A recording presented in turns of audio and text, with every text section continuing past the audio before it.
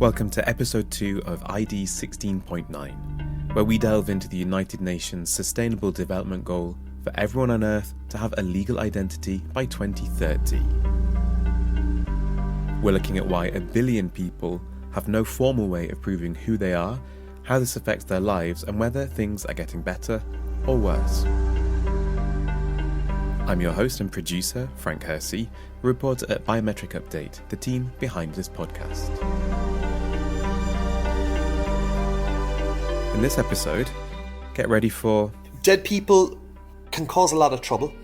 Dead people can access pensions. Dead people can inherit things. Yes, legal identity also depends on death registration.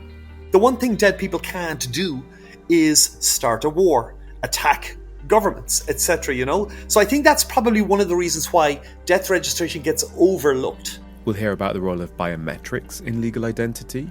I think it's fairly likely in the coming years that they will say, look, facial recognition data is not an appropriate biometric to be using as a core means to identify a person. And we may not have to wait until the 2030 deadline for an update on progress towards a legal identity for all. We set a target of at least 350 million by 2025. We have to be able to count those people. We have to be able to get governments to report. But the UN may have made things difficult for itself with its indicators. What's been happening with digital identity schemes doesn't necessarily match how progress is being measured. In our first episode, we heard a quick introduction to legal identity from Niall Mccann, Policy Advisor and Programme Manager for Legal Identity at the Undp. Niall Mccann joins us now from Brussels to add some flesh to the bones of legal identity issues. Welcome back to the podcast. Thanks a lot, Frank. Glad to be here again. In episode 1, you explained issues around legal identity and the importance of birth registration. And I'd like to go into that in a little more detail because many people live in places where birth registration is routine, not something anyone thinks twice about. But this is certainly not the case everywhere. How about we start with why it's so important to register births and why does this remain a challenge in certain areas? Yes, it's a very, very good question, Frank, and it is incredibly important. I mean, we certainly feel within the UN system that if a child goes beyond the first number of months of its life without having its birth registered and without its birth certificate being issued, then the chances of that child falling behind in terms of access to early childhood education, in terms of access to early childhood vaccinations for various diseases, the risks of that child ending up in a very, very vulnerable position are very much inflated if the child has not managed to access a birth registration. And we only need to even think about questions like, how would you count the number of children? In a country, if you do not have a record of the registration of a child's birth, so for many, many demographic reasons, if you look at it from the state's point of view, for example, for many, many demographic reasons, also in terms of things like figuring out whether baby girls or young girls can access early childhood education or early childhood vaccinations at the same level of boys. It's incredibly difficult unless we have comprehensive birth registration in a country. Things like, unfortunately, we have to refer to them, things like female infanticide or countries where baby girls tend to be quite gruesomely killed sometimes because they're the wrong sex for what the parent feels is appropriate, or if the society is very much geared towards progressing boys or valuing baby boys more than baby girls.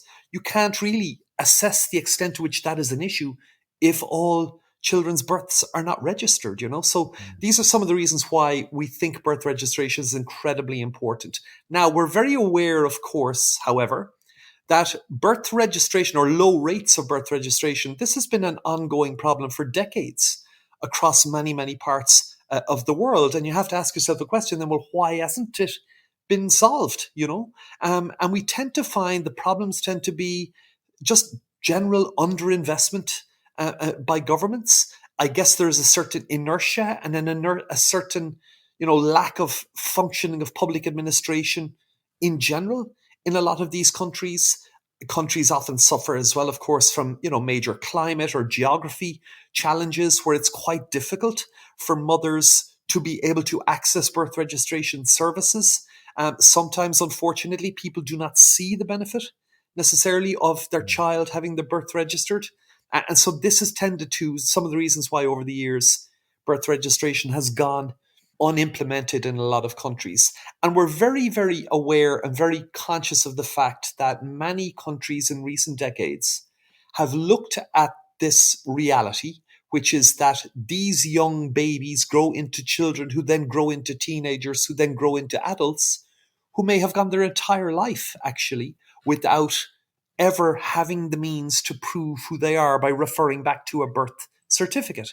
And of course, in recent years, many of these countries haven't introduced then these digital ID schemes or various form of national ID schemes for a number of reasons, and one of which is to try and capture those people whose birth was never registered, Hmm. So we are aware that governments are investing in that. And on the face of it, we're completely supportive of those type of schemes, as long, of course, as there is a thorough, comprehensive data protection and privacy institutional and legal framework.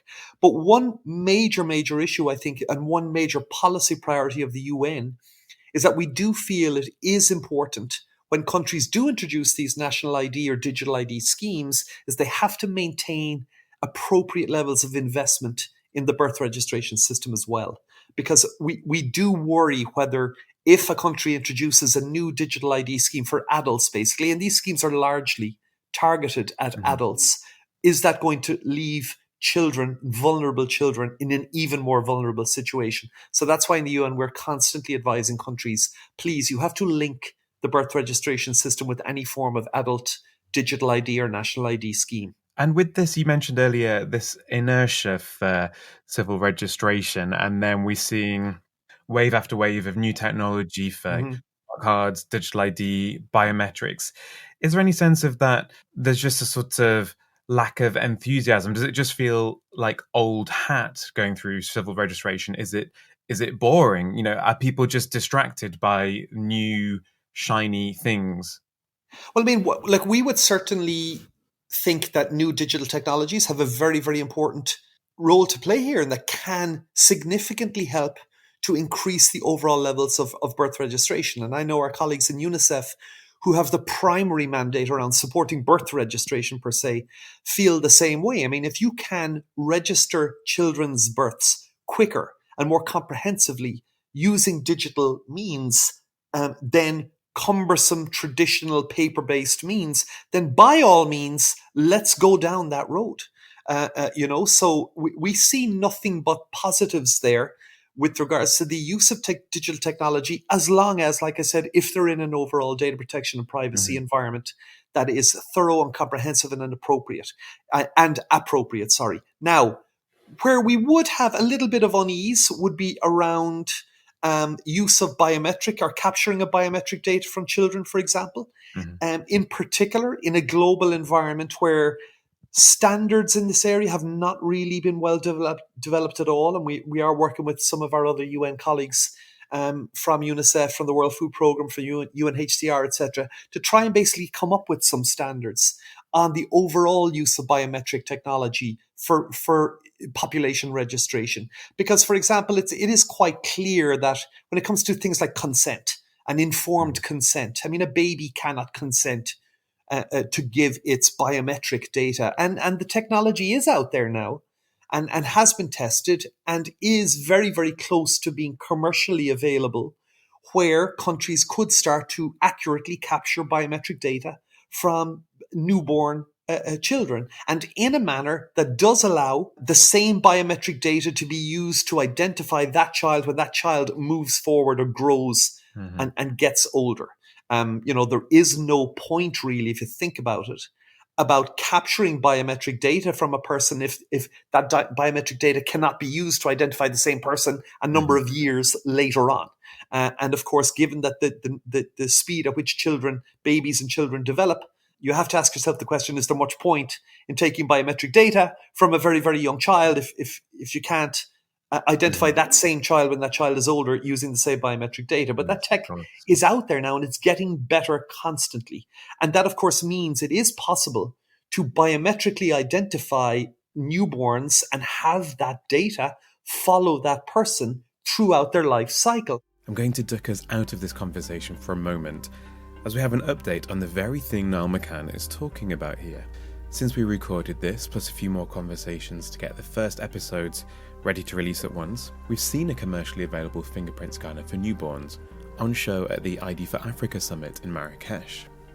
NatoSafe, part of Akiyama, has deployed special scanners in hospitals in 6 Brazilian states and has registered approaching 300,000 babies.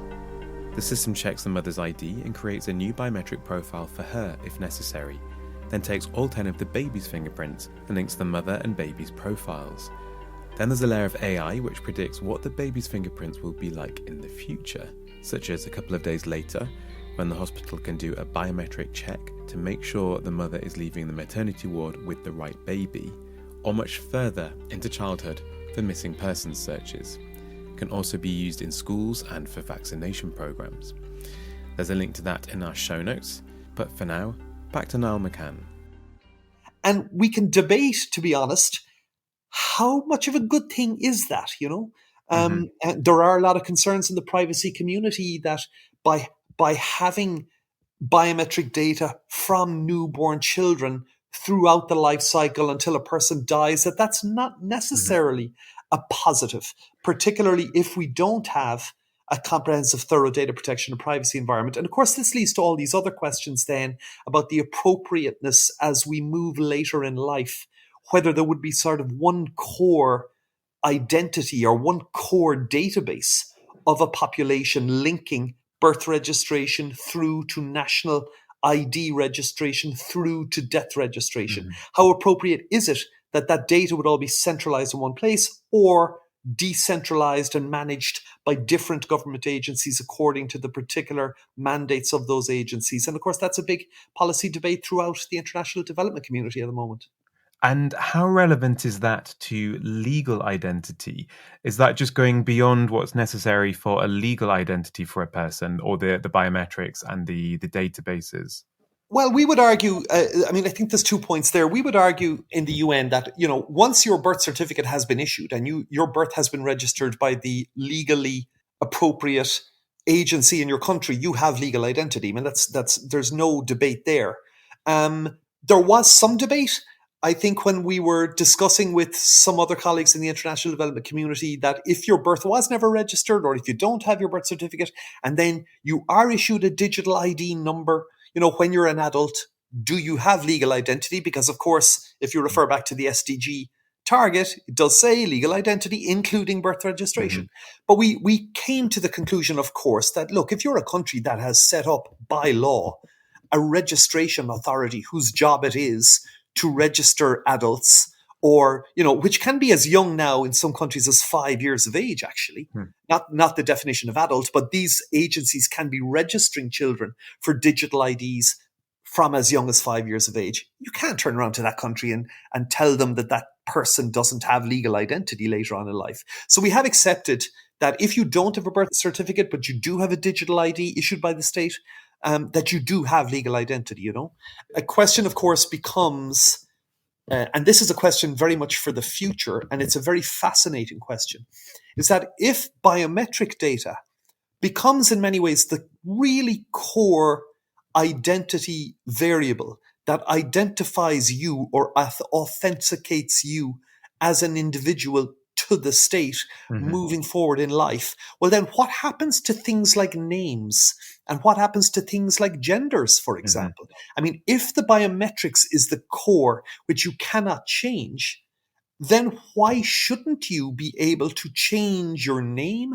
or indeed change your gender far more easily than it has been the case up to this point for many, many countries since civil registration systems started in the last 100, 150 years. And I think that's something we're going to see a lot more of in the future, actually.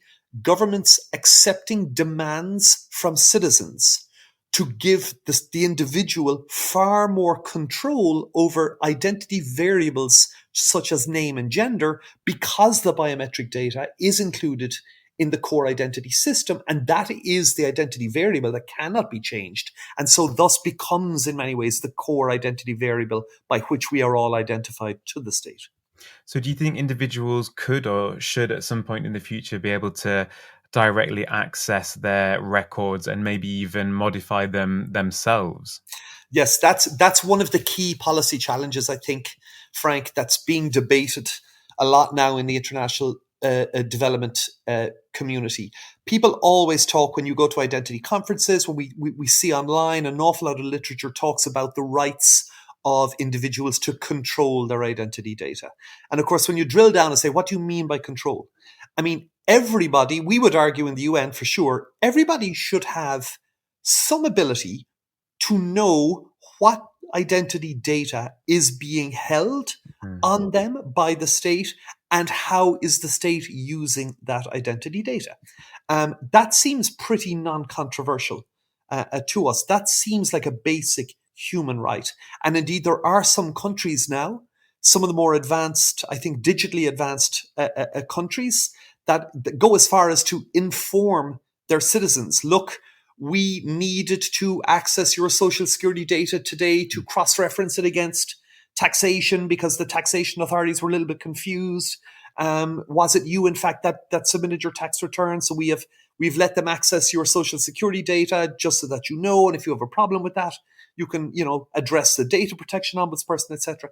All of that seems very, very good in terms of giving the person a sense that they have some control over their data. But when you move to things like, well, controlling my data means modifying, amending, deleting data, I think that's a step a lot of countries are going to be very, very reluctant to move down, at least without the person going through some process. For example, we do think in general now, an adult person, an adult transgender person should be able to tell the government, look, my passport, my driving license, my national ID card reflects the sex that was recorded when I was born on my birth certificate.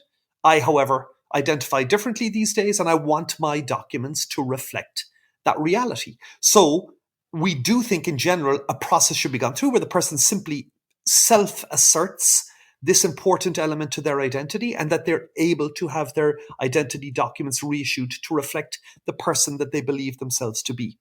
But giving the power to the person to themselves make that change online, potentially without the government even knowing about it, no.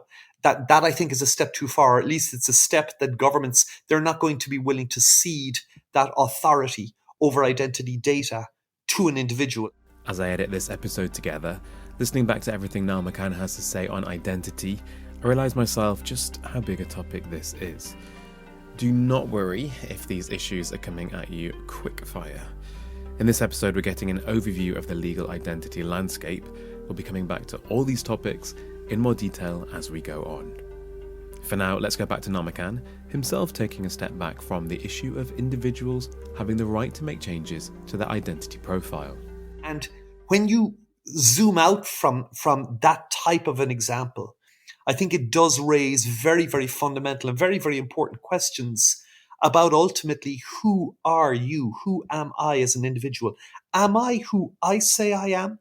Or am I who the government says I am? And where are the correct and appropriate boundaries there?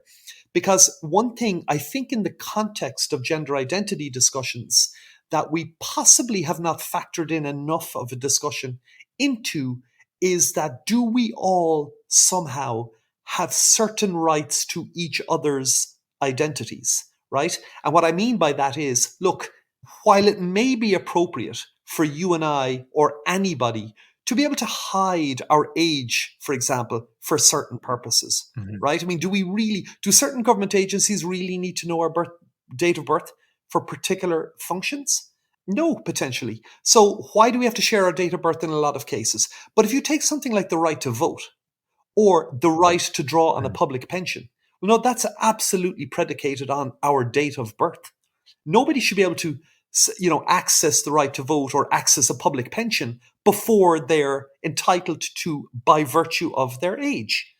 So nobody should be in a position to change their age, right? And nobody should be in a position to hide their date of birth from the government when it comes to something like registering to vote, because the government has to affirm that you are in fact over the age of entitlement to vote. So those are identity variables. I think it would be a lot more complex, and I don't see contexts where governments would ever allow an individual to change that data. But whether the government will allow people to hide particular parts of those data fields, I do think it's quite appropriate indeed. And in fact, we are moving towards a system technologically, of course, where things like what are termed zero knowledge proofs will become more and more, I think, prevalent in the management of identity management systems. The example we always give, in this case, for example, if you are a young person wanting to go into a bar to purchase alcohol, well, the bar needs to know that you are legally entitled to do that. So what does the bar need to know? The bar needs to know that you're over the age at which it's legal to buy alcohol. But the bar does not necessarily need to know your actual age. They don't need to know that you're 23 years, 7 months, 4 weeks, and 2 days. They need to know a yes or no answer. Yes, over 18? No, under 18, So can you design identity management systems in terms of digital IDs or indeed smartphone-based systems, whether it be on QR codes or whatever, where the individual will simply have their identity and their age, in this case, authenticated on a zero knowledge proof basis? The bar does not need to know your name, your address, your height, your eye color. It simply needs to know yes or no, are you over the age at which alcohol can be legally purchased in this country? And we are moving towards that, I think, and we will see a lot more of that in the years ahead. You mentioned previously the sorts of things that the UN sees as part of somebody's legal identity, such as date of birth, sex, etc. Do you think there are any fields that should not be included in legal identity in a country? Yes, we do think things like religion, religious affiliation, and indeed ethnicity, these are data fields and identity variables that are more appropriate for the individual to, assert or affirm whether they in fact identify with those data fields. We are nervous about people automatically registering a child, for example, as a member of a particular religious or ethnic group. That doesn't seem appropriate to us. And so we would never encourage that type of an identity variable to be included on something like a birth certificate. Also, by the way, if you move beyond simply identity variables of the individual that may not be appropriate, there are also many, many ways, unfortunately, in which governments discriminate against women in particular when it comes to things like registering their child's birth, that we also think are inappropriate. No woman, for example, should be prevented from registering her child's birth without the presence of some kind of a male relative, or indeed a husband or spouse, whatever. Because a child should absolutely not suffer, and the mother should absolutely not suffer. So we always think that a woman should be entitled to register the birth of her child individually and not dependent on any other person in her life. Those are probably the main identity variables, the overall things like religion and ethnicity, that we would be very, very concerned about. If you don't mind, I want to raise one other issue that's very, very, very complex. And I think a lot of governments and indeed UN agencies are struggling a lot with these days, which is you can have a birth certificate issued by an authority, but that authority itself is not recognized. And this, an obvious case, for example, would be birth certificates issued by non-state armed groups, violent extremists that have taken over control of a country or parts of a country, in some cases for many years. That group is not recognized as a legitimate government by the international community. So what do you do then about certificates that are issued by that group for children? Now, again, children should not suffer. The child has done nothing wrong. And indeed, I have visited myself a couple of countries recently that looked at birth certificates issued by ISIS, for example, and said, look, we don't recognize the authority of this group to issue the certificate, but we're not going to question the identity variables of the child whose data is recorded on their certificate. So we are going to accept the child's date of birth, the child's name, for example, as proof who that child is, and then perhaps issue our own certificate on top of that authenticates the identity credential, even if it's a very cumbersome paper-based system issued by a non-state armed group. And is that something that the UN helps with in a sort of crisis situation or post-crisis situation on the ground? Well, one element of the Refugee Convention, the 1961 Refugee Convention, that I think all member states, not that I think it is the case, all member states of the UN, that have accepted that in the absence of legal identity, and when people vulnerable, whether it be refugees, stateless persons internally displaced or displaced across geographical areas where the actual border of the country is not exactly identified either, in cases where UNHCR, the refugee agency, conducts a registration of those people, member states of the UN will recognize that identity as issued by UNHCR as proof of legal identity. And that's a very, very positive thing, because if they didn't, then you would find people in even more vulnerable situations. I mean, UNHCR caters their client populations for tens of millions of people around the world, and many people's identity, in terms of being able to prove their identity, is their only identity that they have is the one that UNHCR accepted and issued a document to attest to. We therefore do agree in cases where UNHCR, in discussions with local national governments, does try to encourage the government to also register those people in the national civil registration and identity management system. And of course, you see cases, unfortunately, where this affects stateless people in particular, where governments are very reluctant. They accept that these people live on their territory, but of course, because they don't want to recognize them as citizens of their country, they're very reluctant also then to issue documents like birth certificates or national IDs, for fear that may give those people a greater attachment or a greater right to nationality and citizenship.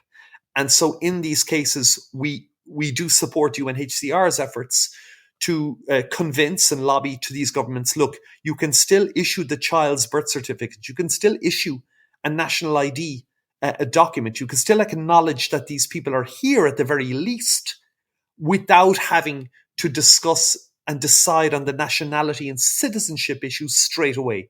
That can be part of a different legal process. Gosh, so there's many different elements at stake here. You can maybe not be registered at birth, or even if your birth is registered, events where you're living later in life can change, could mean that what you registered with first is no longer valid. Somebody may have to seek to be re-registered somewhere. But one of the reasons I was so keen to have you on the podcast is because you're often keen to talk about another stage in civil registry, and that's death registration. Yeah. I wonder if you could talk a little bit about why that's so important and maybe why it gets overlooked. It gets overlooked, I think, Frank, because dead people can cause a lot of trouble. Dead people can access pensions. Dead people can inherit things. Dead people can access various welfare programs, etc. And making sure the dead people aren't doing things like accessing all of these public services and, more brutally, from a political standpoint, voting, for example, is incredibly important. But of course, the one thing dead people can't do is start a war, attack governments, etc. So I think that's probably one of the reasons why death registration gets overlooked. But it is hugely important for the other reasons I just mentioned, of course. And to be honest with you, I mean, there's an economist that I listen to quite a lot internationally.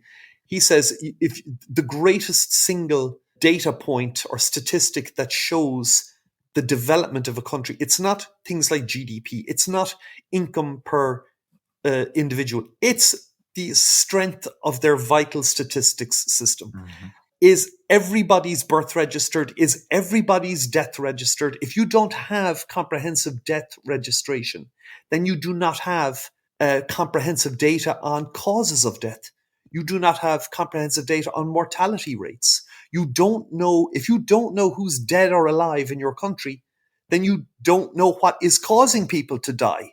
You know, if you don't have comprehensive death registration, then we do not know how prevalent and how challenging fighting a disease or a virus like COVID-19 is. So these are very, very important questions. Equally as well, I do think if you're managing a national ID system, whether that be a national ID card system, a national population register, or indeed a digital ID system, if there's a problem with death registration in your country and the death registration is not linked to those systems to make sure that the dead person's identity is retired once the dead person dies, and if that gets to be known politically in the country as well, well, then there can be serious lack of confidence in the integrity of the identity management system. And indeed, this does happen, unfortunately, quite a lot in the electoral arena. Mm-hmm. If there's a public perception or a perception among political parties that dead people are out there and dead people are voting, not literally out there, but that they are voting because other people are using dead persons' identities to vote, well, then there's a major, major political challenge in that country. So, you know, maintaining the integrity of an identity management and civil registration system so that people know that the dead people are in fact dead, A, and B, that they've been removed from databases that entitle people to certain services or rights. That's incredibly important. And it hasn't been prioritized enough, I feel, in the whole discussion around legal identity in the last number of years. Yes, I think we're seeing more and more countries introducing biometric checks on pensioners, just as really as a proof of life check, whether it's every 6 months or every year, to require that pensioners come into perhaps a bank branch to check their biometrics against what's captured in an exercise specifically for pensioners.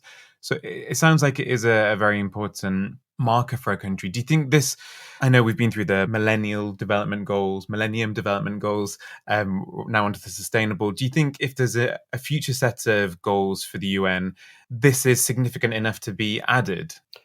Definitely, yeah. I mean, you know, you want, in a perfect world, every child's birth is registered and every person's death is also registered, and that there is an identity, a traceable identity from birth to death. Now, the person might go through different identities in life. A very obvious case would be women, for example, that take their husband's name when they get married. You know, as long as the state knows that it's the same person, moving through life with different names, for example. And indeed, I come back to something like gender. If it is a country where people do allow trans people to you know, have their documents reissued, as long as there is that traceability from birth to death, then these developments should be in many ways applauded. The bigger policy debate, of course, is around the extent, again, to which it's one database or different database managed by different agencies, the old centralized versus decentralized question. Because, of course, if you centralize all identity data in one place, well, then that creates the single point of failure. It creates the enormous honeypot for hackers. And indeed, the public, the general public, is incredibly suspicious, not just in more authoritarian countries, but in most countries. The idea that there's simply one database, one identity database from birth to death managed by the one state agency, which could be, in some countries, the police, for example, or an interior ministry, the public is going to be very, very suspicious of this, and with good reason in a lot of cases. So we would have in the UN no problem at all with multiple databases, as long as there's interoperability between them to the point where the various government agencies know that the same Niall Mccann registered for taxation purposes is in fact the same Niall Mccann registered for Social Security and who has a driving license, who has a passport. It doesn't have to be the one database, but there has to be a means by which the government knows that it's the same person.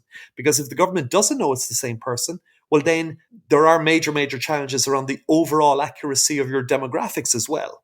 If I get counted twice in a census or whatever, Mm-hmm. a household survey, because they don't know that Niall Joseph Mccann is the same person as Niall Mccann, then we have a problem, Mm-hmm. And I suppose these databases would also come with necessary controls as to who can access and also who can link databases Yes, for tracking individuals. absolutely. And we do see this a lot now with new technologies such as facial recognition biometrics. I mean, in general, even though the UN has not issued standards around the use of this technology in population registration, I do think that's coming, by the way. And within the UN system, it is the Economic and Social Council, ECOSOC, which is a member state organ of the UN, like the General Assembly. ECOSOC has the standards around issuance of civil registration identity management systems. They have not yet issued standards around the use of biometrics or which particular biometrics to use, etc. But I think it's fairly likely in the coming years that they will say, look, facial recognition data is not an appropriate biometric to be using as a core means to identify a person. Because unlike things like fingerprints or thumbprints, you as the individual always know, when the government is going to use your biometrics, your fingerprint or thumbprint to identify you, because they ask you to put your fingerprint or thumbprint on a reader.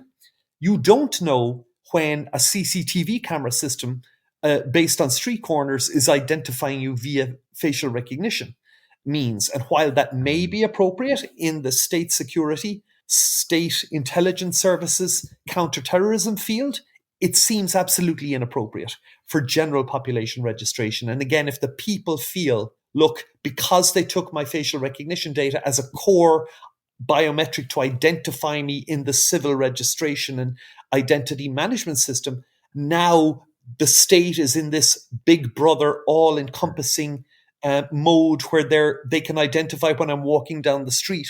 That's bad. That's not good.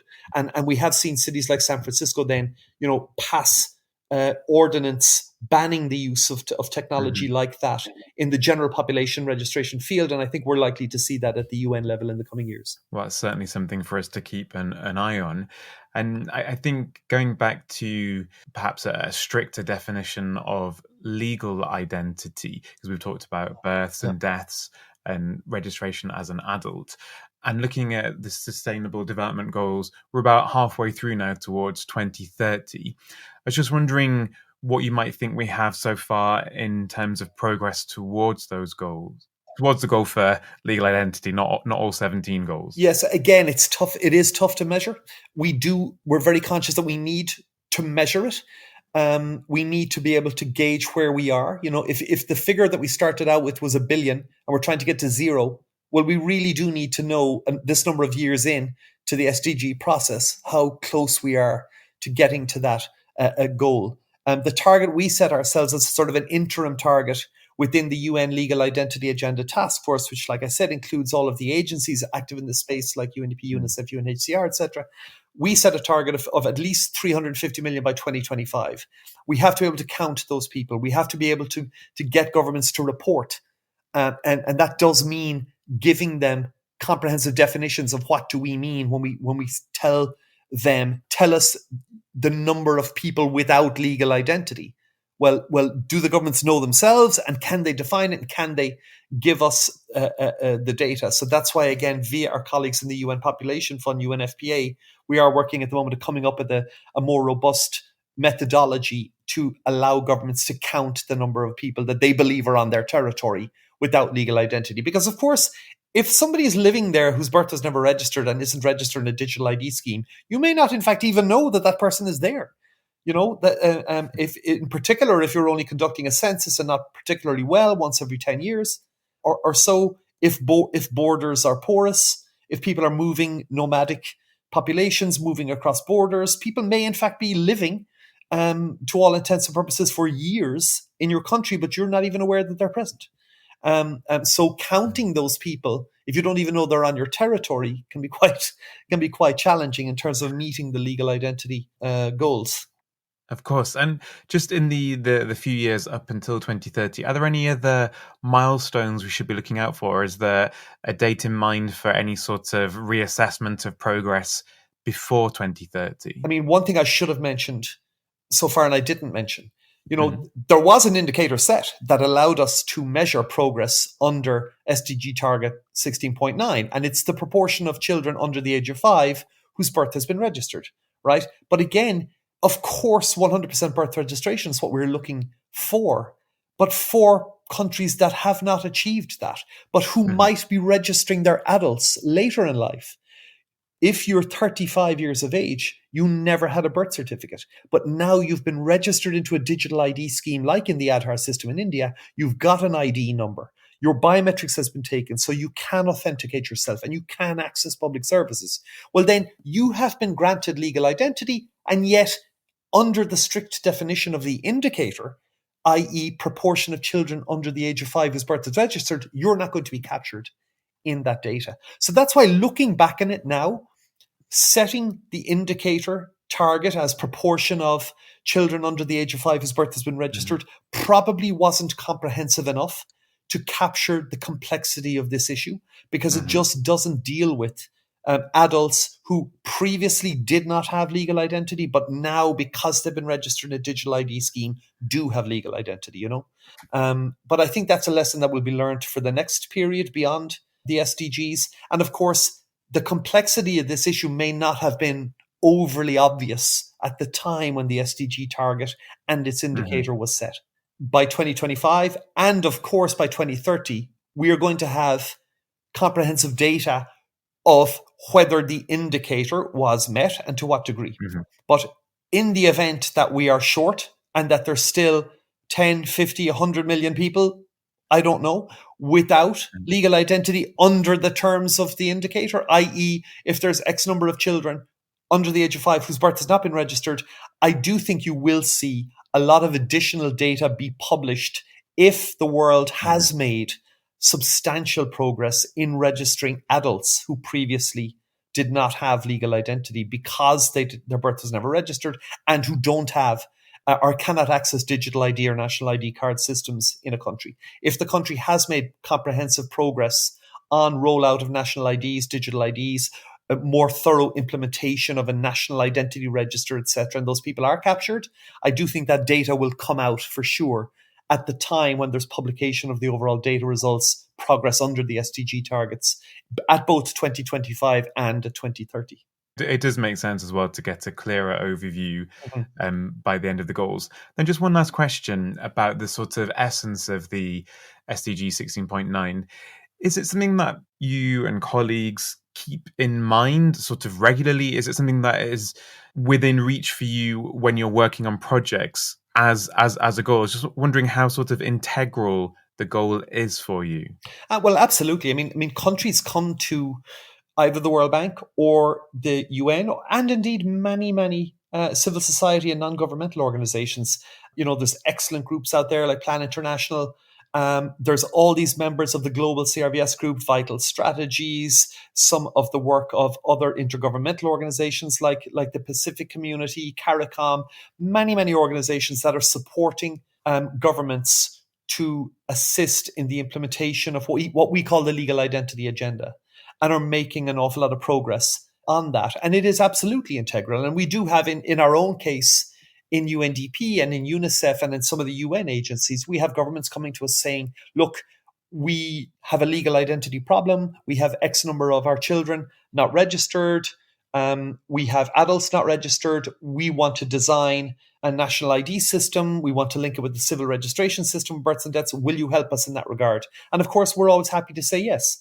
Happy to say yes, of course, along with an assessment to whether this system is going to be used primarily to empower people with rights and empower the government to be able to produce comprehensive vital statistics.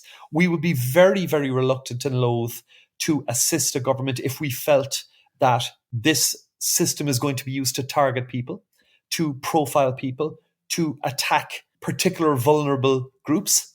And I think there may be cases where we would politely decline and say, we're not going to help you in these areas because we don't think what you're doing is correct. I do recall a couple of years ago, a government said to the UN and other international partners, we want to roll out a national ID scheme, and we are going to put the ethnic affiliation of each citizen on the card. We're actually going to write it on the national ID card.